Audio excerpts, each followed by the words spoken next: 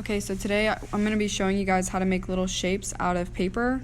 So first, if you take a long rectangular shape, you can make, and then glue one end of it, you can make a little loop, just like that.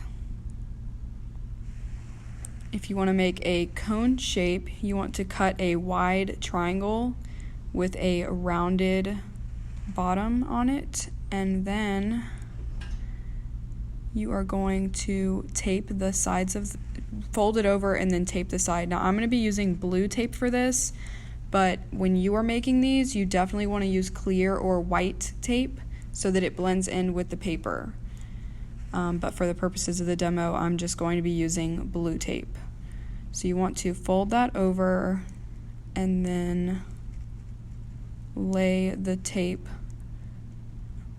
where it connects.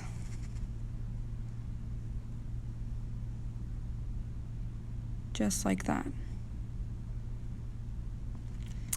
Next, I'm going to show you how to make a funky little frayed shape. So you can start by cutting out like a chunky kind of rectangle and fold it over into a kind of cylinder shape, like a tube shape, and then tape those sides together. Again, I'm using blue tape. You want to use clear or white tape.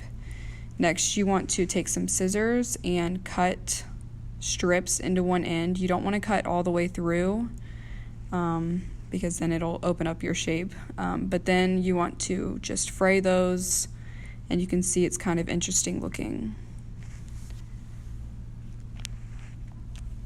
A sort of variation of the last one would be cutting out a rectangle again, and then you want to fold it over onto itself loosely and then cut strips into the folded side. Again, you do not want to cut all the way through or it'll just cut your paper in half.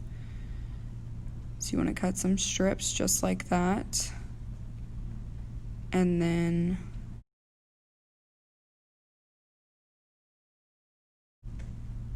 round it and glue it or tape it together.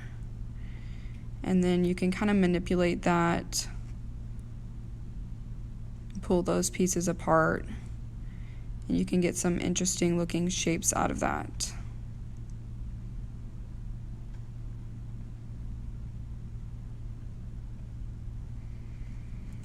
You can also make some interesting things by just folding paper.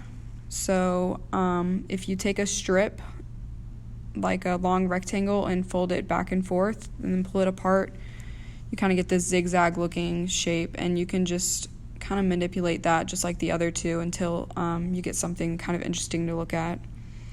Lastly, I'm going to show you how to make some interesting looking things by just gluing simple shapes together.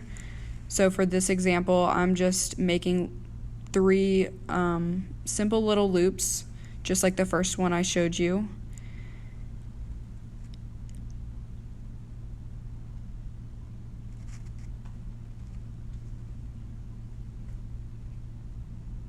Once I get those made, I'm just going to glue them together.